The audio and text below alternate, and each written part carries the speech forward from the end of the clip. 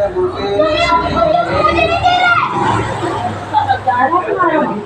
महाराज के चरणों में मेरा कोटि कोटि नमन सादर जय गुरुदेव। सभी सत्संगी को मेरा प्यार भरा सादर जय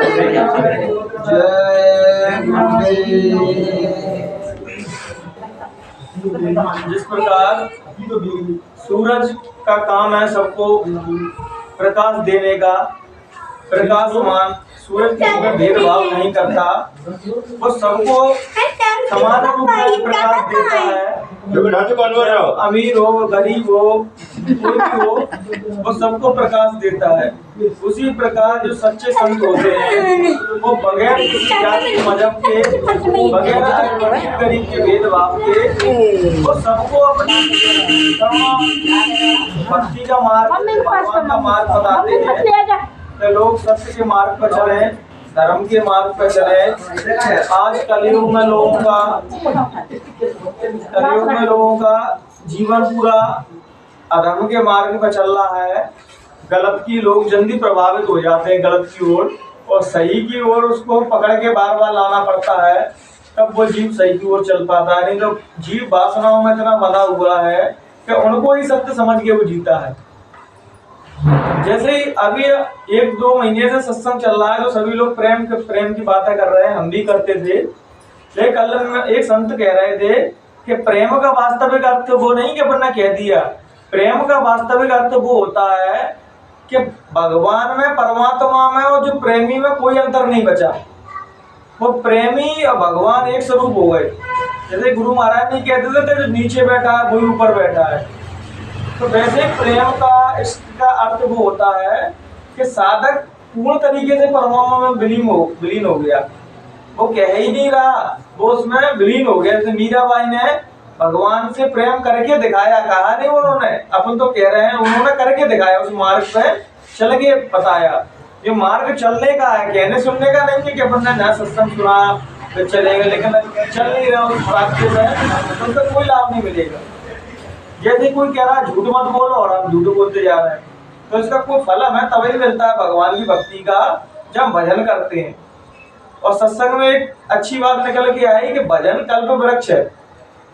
तो जो भजन करोगे तो जो आप कल्पना करोगे वैसा आपका जीवन बन जाएगा। लेकिन आप भजन नहीं करोगे और आप ऐसा चाहोगे कि कोई हाथ रख दे या किसी का आशीर्वाद मिल जाए तो ऐसा काम हो जाएगा, वो नहीं होगा। वो भजन तो तुम्हें करना ही पड़ेगा, अपना समय थोड़ी देर के लिए निकालना पड़ेगा। जब मर जाओगे तो जी बता फिर कैसे निकाल लेते हैं अजीब समय। अगर तो अपन भजन की कहते हैं, अच्छे काम की कहते हैं, तो जीव हमेशा जी कहता है समय नहीं है मुझे। और जब मर जाता है जीव तो उसके लिए सब चीज के लिए समय निकल आता है। तो इसलिए परमानेंट यात्रा पर जाओ, मौत की यात्रा पर जाओ, उससे पहले हम भगवान का स्मरण करें कि रोज जो भगवान का धन्यवाद करता है वो तुम्हें कितनी चीज दी है, खाने के लिए दिया है, पहनने के लिए कपड़े दिए, मकान दिए हैं, तब भी उसका हम धन्यवाद नहीं करते। ऐसी बेहोशी में जीता है जीव कि उसको धन्यवाद नहीं करता। और जब मृत्यु का क्षण आता है तो कहते हैं भैया राम राम बोलो, जय गुरुदेव बोलो, कोई बोलो। तो मृत्यु के टाइम पे माता बहनों कुछ याद नहीं आएगा तुम्हें। जैसा तुमने जीवन भर जीवन जिया होगा वही सब चीजें तुम्हें याद आएंगी। अगर आप गृहस्थी में गड़े हुए हो, माया में गड़े हुए हो, वो लास्ट टाइम तक कहेगा कि अम्मा राम राम का नाम लो, जय गुरुदेव का नाम लो, तो मुख से निकलेगा ही नहीं वो नाम। वो निकलेगा तभी जब आपने जीवन भर उसको साधा होगा। वो तभी तो कहा है ना कि एक घड़ी आधी में पुनाद, और गोस्वामी संगत साधु की हरे कोट अपराध। संतों का, सच्चे लोगों का, साधकों का संग से ही अपने करोड़ों जन्मों के पाप धुल जाते हैं। लेकिन आज के कलयुग में संतों का, साधकों का कौन संग करना चाह रहा है? कोई व्यभिचारी कुकर्मियों के संग हम तुरंत लग जाएंगे। कोई दरुआ हो बाकी पीछे हाजरता लग जाती है, आदमी इतनी अच्छी बात कर रहा हो, सही मार्ग दिखा रहा हो समाज को, उनकी बात सुनने में मुझे लगता है जीते जी तो उनकी कोई बात सुनता ही नहीं है। जब मर जाते हैं फिर उनकी मजारें बन जाती हैं, तब उन्हें पूजने जाते हैं। जब कोई सदगुरु चेतन शरीर में बैठा है और वो दिया से दिया जलाने की सामर्थ्य रखता है, तब हम उनके पास नहीं जाते। मरने के बाद पत्थरों को पूजने लगते हैं। गुरु महाराज कहते थे हमारे रहते हुए भजन कर लो, आगे तो उनको भजन कराने वाला नहीं मिलेगा, क्योंकि जो कह रहा है वो खुद नहीं कर रहा है, तो मैं क्या कराएगा वो भजन। भजन का रास्ता, सतमार्ग का रास्ता, समाज को सही रास्ता, कोई सच्चे संत साथ गुरु ही दिखा सकते हैं और कोई नहीं दिखा सकता। लेकिन आज के कलयुग में आप देख रहे हो कुंभ में कितना बड़ा मेला चल रहा है, लेकिन एक भी साधु संत आत्मा की परमात्मा की बात नहीं कर रहा, भगवान की बात नहीं कर रहा। वो अपनी अपनी क्या क्या बातें निकाल रहा है, कोई कुछ कर रहा है, कोई कुछ कर रहा है, लेकिन भगवान की चर्चा कोई नहीं कर रहा, परमात्मा से मिलाने की चर्चा कोई नहीं कर रहा। क्योंकि सदगुरु जब कामिल मुर्शिद धरती पे आते हैं तो पहले तो वो खुद साधना करके अपनी आत्मा को जगाते हैं, परमात्मा में विलीन कर देते हैं, तब वो समाज के लिए समझाने के लिए निकल पड़ते हैं। कलियुगी साधु संत उन्होंने अपनी आत्मा तो नहीं जगाई और समाज को निकालने सुधारने निकल पड़ते हैं, समाज को वो कुछ नहीं सुधार पाते। तो कहते हैं कि बुरा जो देखन में चला बुरा ना मिल लिया कोई, और जो दिल हो जाए अपना मुझसे बुरा ना मिले। हमें अपने अंदर झांकना है, धर्म के मार्ग पर भगवान के मार्ग पर चलना है, तो हमें दूसरों को नहीं देखना कि दूसरे क्या कर रहे हैं। हम ज्यादातर जाएंगे तो कहीं पे भी जाएंगे अवगुण देख के आएंगे वहां, क्योंकि वो अवगुण हमारे अंदर बड़े पड़े। ये सत्संगी हमसे कह रहे हैं अरे भाई साहब आप लोगों के संग रह के हम भी भजन करने लगे। नहीं, हमारे संग से कुछ नहीं हुआ, वो अच्छाई तुम्हारे अंदर थी तब तुमने दूसरे के अंदर अच्छाई देख पाई कि तुम्हारे संग रह के हम भजन करने लगे। ऐसा कुछ नहीं होता, वो अपने अंदर अच्छाई हो गई। जैसा चश्मा हम लगाए होंगे समाज हमको दुनिया वैसी ही दिखेगी, काला चश्मा लगा के तो काली दुनिया दिखेगी, पीला लगा लो पीला देगी। ऐसे ही जो भक्ति का साधना का भगवान के मार्ग का चश्मा लगा लेता है उसको सभी लोग भक्त साधक संति दिखाई देते हैं। तभी तो कहा कि लाल ही देखी लाल की जित देखूं तो लाल, और लाल ही देखकर मैं गई तो मैं।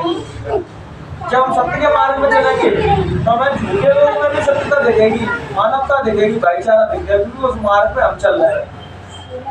और जैसे हम होंगे दुनिया ही हमको वैसी दिखाई देगी, जैसे हम चोर हैं हम कामी हैं तो संसार में हमको वैसे दिखाई देगा।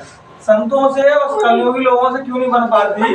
तो आज का व्यक्ति माया में, काम वासना में, तरह तरह की वासना में गड़ा हुआ है। जब कोई संत महात्मा उन वासनाओं से बड़े हो जाते हैं तो वो आज के कलियुगी जीव उनको स्वीकार नहीं कर पाते। हम तो उन वासना में जी रहे हैं, जब वासनाओं के ऊपर कैसे हो सकते हैं? कई तो उनके विरोध में खड़े हो जाते हैं कि जितना मस्ती से इतना खुश व्यक्ति कैसे रह सकता है, हम तो उन्हीं में मर रहे हैं। लेकिन जब जीव उन चीजों को समझ पाता है तो समय निकल जाता है उन चीजों का। समय रहते जो चेत जाते हैं वो महान होते हैं। जैसे नानक के पास भाई लेना रहते थे जो गुरु अर्जुन देव के नाम से प्रसिद्ध हुए। तब एक बार वो क्या कह रहा है गुरु नानक जी से, गुरुदेव जो बताओ जो मैं आपके अंदर देख पाता हूँ वो पूरा संसार समाज क्यों नहीं देख पाता है?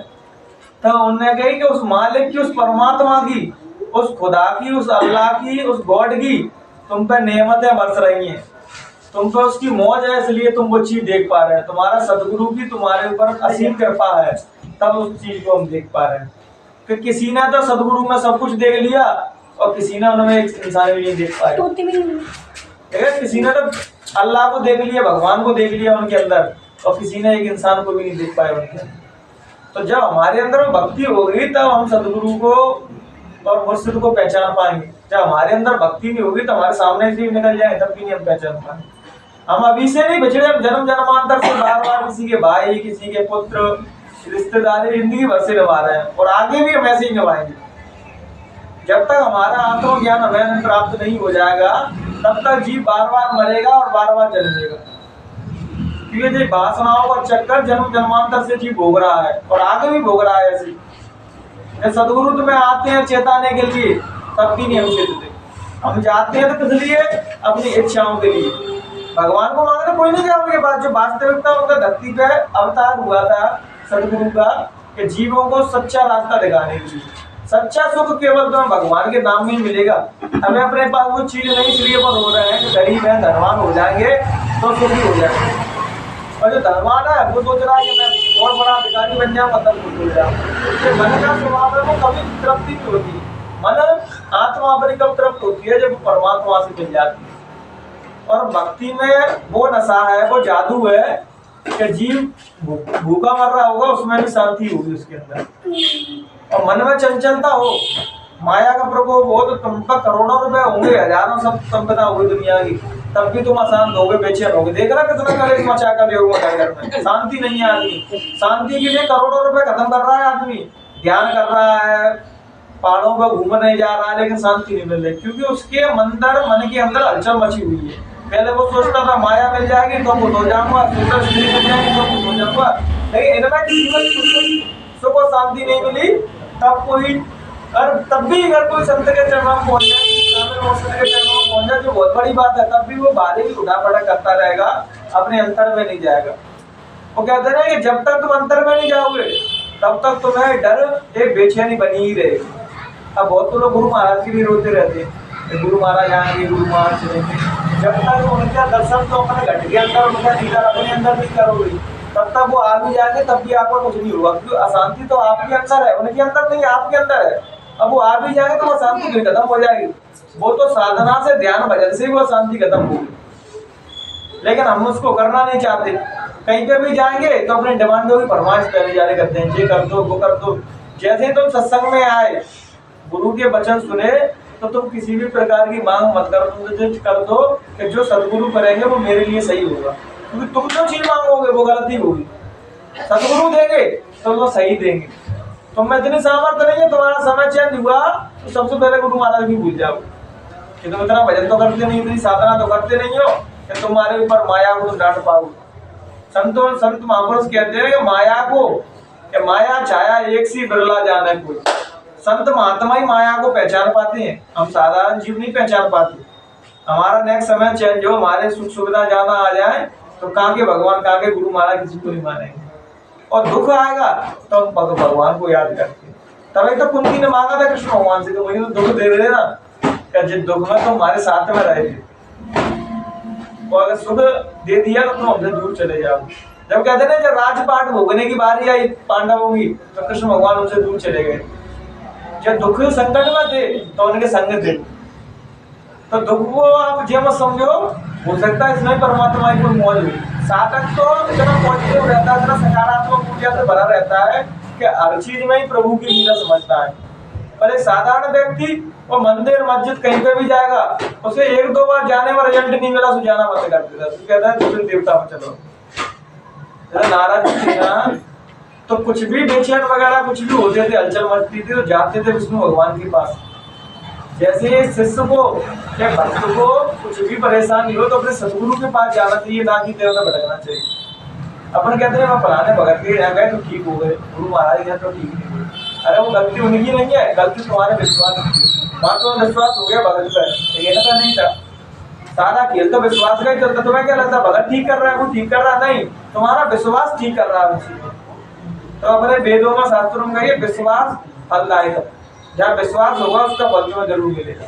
अब सत्संग में करोड़ों लोग आते हैं, गुरु महाराज में करोड़ों लोग आते थे, और कई लोगों का एक बार में काम हो जाता था, वो भजन भी अच्छे बनने लगता था, संसार के से चीज भी मिलने लगी थी, और कई दिन उनके संग ही लगे रहे, तब भी उनके कष्ट दूर, संकट दूर नहीं हो। कारण कि वो संग तो लगे रहे, लेकिन उन्होंने अंतर में गुरु महाराज को माना नहीं था।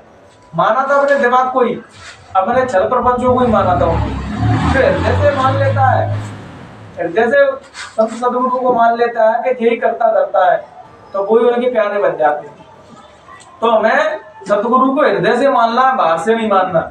बाहर से मानना तुम्हारा दिखावा है, और एक मुसीबत के समय में वो चीज छोड़ जाएगी। तुम हृदय से मान लोगे, अंतर में दर्शन कर लिया, तो फिर वो तुम्हें कहीं छोड़ के जाने वाले नहीं। गुरु महाराज कहते हैं कि धाम चलो अपने भाई। तो धाम कौन से कह रहे हैं? जहाँ आ जाओ, संसार में भटक रहे हैं, जहाँ आ जाओ। तो एक बार गुरु महाराज नहीं कहते थे कि आज रात को सबको दर्शन देने आऊंगा, कौन कौन घाट पे बैठा है। तो सभी लोग इतने चालाक दिमाग से, सभी लोगों ने रोड पर लाइन लगा दी। देवलाल भाई साहब कह रहे हैं हम तो जाकर बैठ ही गए कि आवान दो, सबसे पहले तो वहीं दर्शन करेंगे। पूरी रात हो गई, गुरु महाराज आई नहीं। तो बच्चा मैं रात को 12 बजे आया, लेकिन एक भी लोग नहीं मिले मुझे। तो वे कह रहे हैं अरे ऐसा होता क्या, हम तो 12 बजे से बैठे, 4 बजे के तो नहीं आए दर्शन दे। लेकिन कब समझे जो बात हो गई 10-20 साल बाद, उसके बाद अब चलेगा, अब समझ रहा है कि मतलब बात क्या है। कहते संत ने बोला, संत ने देखे बोलो चाहे संत देखे अंतर का। उनकी बातें इतनी अजीब रहती है कि तुम भक्त रहते नहीं समझ सकते। अगर साधना होगी, तुम्हारे भजन होगा तो समझ पाओगे तुम उनकी बातें। जैसे इंदौर में गुरु महाराज कह रहे हैं कि तुम्हारा बादशाह जा रहा है, रोक सकते हो तो रोक लो। प्रधानमंत्री जब जवाहरलाल नेहरू मरे तो एक दिन इंदौर में पहले ही कह दी तुम्हारा बादशाह जा रहा है, रोक सको तो रोक लो। और सत्संगी बैठे जो है, मैं तो नहीं पता नहीं बात कह रहे हैं, हमारा बात है। जब दूसरे दिन वो घटना घट गई, प्रधानमंत्री ने शरीर छोड़ दिया, मर गए, तो दूसरे दिन सत्संगी में होता है कि इसका आपको देखा तुम्हारे पास भजन नहीं होगा, साधना नहीं होगी, तो तुम उनकी बातों को भी नहीं समझ पाओगे। जैसे वो बहुत सी बात है बोलेगा 400 वर्ष है सतयुग की, तो तुम भजन ही नहीं होगा। अगर हम उनकी व्याख्या करने की भी आ जाओ तो आप मानोगे नहीं। मतलब भजन से ही तुम उनकी व्याख्या को समझ पाओ क्या अर्थ है उनका। 400 वर्ष की सब कहते हैं, लेकिन आपको कोई नहीं जानता बोलती। सतयुग की कहेगा लेकिन कोई कुछ नहीं जानता, क्यों भजन ही नहीं कर रहे, तो शब्दों को पकड़ने में लगे हैं। शब्द तो ये है कि तुम कोई मर जाएगा, बुद्ध मर गया तो उनको भी शब्द पकड़ के वैसे ही घिस रख के घूम रहा है आदमी। गुरु महाराज की घिस रख के घूम रहा है, लेकिन अंतर में विचारों से स्वीकार नहीं कर रहा। जब तक तुम विचारों से स्वीकार नहीं करोगे किसी को, केवल नाम देने से कि जय गुरुदेव बोल रहे हो, कि जय सिया राम बोल रहे हो, कि जय हनुमान बोल रहे हो, इनसे कुछ नहीं होगा जब तक हमारा अंतर हृदय परिवर्तन नहीं होगा।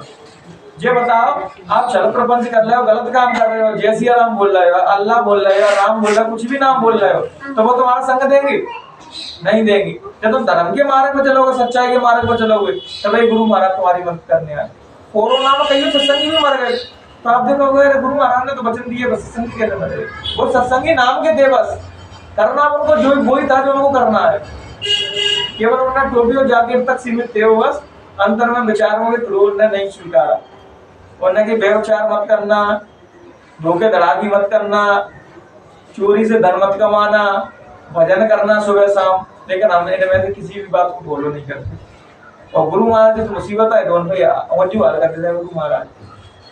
पहले तो उस मार्ग पर तो चलो, तभी तो तुम उसको पूछ सकते हो। जब भक्त बन जाता है तो भक्त तो उनसे लड़ भी लेता है, लेकिन तुमने भजन किया नहीं तो लड़ भी नहीं सकते। इसलिए भजन करो भगवान को, संतों को केवल भजन प्यारा है, भक्ति प्यारी है।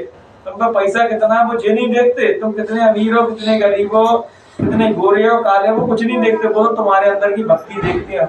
और संतों को भक्ति ही सबसे ज्यादा प्यारी रहती है। बस हमें सभी को यही संकल्प करना है कि हम जिस प्रकार खाने पीने और सब में समय निकालते हैं, उसी प्रकार भगवान को भी हम सुबह शाम दें। वो हमें सांसों की पूंजी निरंतर देता जा रहा है और हम इसको व्यर्थ के कामों में गवाते जा रहे हैं। हाँ, बिजी हो तो वो अपना काम भी करो जब आपको समय मिल जाए। ऐसा तो कोई व्यक्ति नहीं होगा 24 घंटा सभी काम करते होंगे। एक आध घंटा 10-20 मिनट से थोड़ा समय जरूर निकलता होगा अपने लिए, तो अपने लिए समय निकालना, वही समय परमात्मा के लिए। तो इन्हीं विचारों के साथ अपनी वाणी को यही बढ़ा देंगे। पर कहने सुनने में हमसे किसी भी प्रकार की त्रुटि रह गई हो तो अपना बेटा, अपना छोटा भाई समझ के माफ कर दिया। जय गुरुदेव, जय गुरु।